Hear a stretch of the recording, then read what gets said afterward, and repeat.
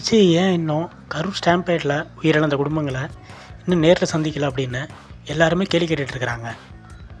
இப்போ பார்த்தீங்கன்னா, நேற்று பாதிக்கப்பட்ட குடும்பங்கள் அனைவரையும் மகாபலிபுரத்துக்கு வர வச்சு விஜய் அவர்கள்ட்ட கதறி அழுது மன்னிப்பு கேட்டிருக்காரு. விஜய் ஏன் கரூரில் நேரில் போய் சந்திக்கலைன்னு விமர்சனம் பண்ணுறவங்க, கரூரில் அவர் பர்மிஷன் கேட்டதுக்கு ஏன் கொடுக்கல அப்படிங்கிறத பற்றி பேச மாட்றாங்க.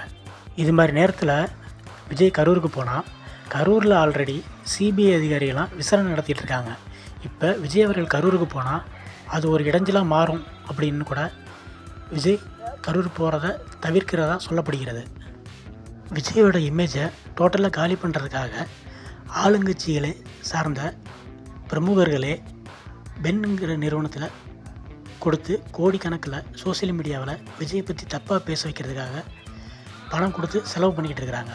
இதை பிரபல பத்திரிகையாளரான ஃபெலிக்ஸ் ஜெரால்டு அவரோட யூடியூப் பக்கத்தில் சொல்லியிருக்கிறாரு. இப்போ இதை பற்றிலாம் ஏன் யாருமே பேச மாட்டேங்கிறாங்க? இதை பற்றி நீங்கள் என்ன நினைக்கிறீங்க அப்படின்னு கமெண்ட்டில் சொல்லுங்கள்.